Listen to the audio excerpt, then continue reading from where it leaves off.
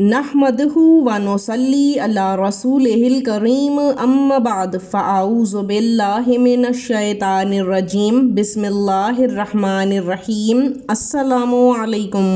میاں بیوی کا رشتہ دنیا میں سب سے حسین اور بہترین رشتہ ہے۔ اللہ تعالیٰ نے یوں تو ہر جاندار کے جوڑے بنائے ہیں، لیکن اللہ تعالیٰ نے ہی مرد اور عورت کا جوڑا بنایا، اس میں انسیت محبت پیدا فرما دی۔ اللہ تعالیٰ کو میاں بیوی کا رشتہ بہت محبوب ہے، اسی لیے اللہ تعالیٰ نے جب بھی شیطان یا جادو کا ذکر فرمایا تو اس جادو کو تشبیہ دی میاں بیوی کے بیچ میں نفرت یا نا اتفاقی ڈالنے سے، کیونکہ اللہ تعالیٰ تو میاں بیوی کے رشتے میں محبت ڈالتا ہے اور اس محبت کو محبوب بھی رکھتا ہے۔ جو کوئی بھی میاں بیوی کے درمیان محبت کو ختم کرے، نا اتفاقی پیدا کرے، لڑائی جھگڑوں کو جنم دے تو وہ کسی بھی شیطان سے کم نہیں۔ امام ابن کثیر رحمۃ اللہ علیہ نے فرمایا کہ جادو یہ ہے کہ میاں بیوی کے درمیان دوری، نا اتفاقی اور بغض ڈالا جائے۔ جب کوئی انسان میاں بیوی کے رشتے پر جادو کرواتا ہے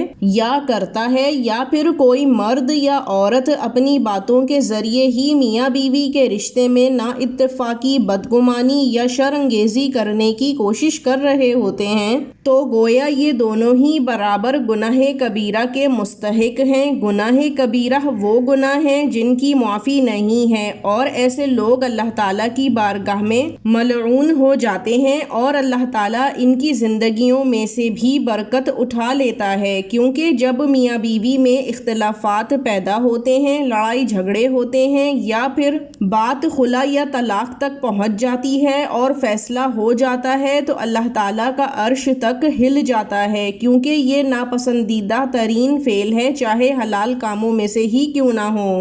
ایسے تمام لوگوں کو اللہ تعالیٰ کے غضب سے ڈرتے رہنا چاہیے اور معافی مانگنی چاہیے، کیونکہ جو بڑے بڑے جادوگر اپنے جادو سے کام کرتے ہیں تو وہ لوگ چاہے مرد ہوں یا عورت اپنی زبان سے وہ کام کر رہے ہوتے ہیں اور میاں بیوی جیسے پاک رشتے میں دراڑ اور نفرت پیدا کر رہے ہوتے ہیں، جو دوری کا سبب بنتا ہے۔ اور جب کوئی انسان دوسرے انسانوں، خاص کر میاں بیوی کے بیچ میں پھوٹ ڈالتا ہے، دوری کا سبب بنتا ہے، تو اللہ تعالیٰ بھی ایسے شخص کو معاف نہیں کرتا۔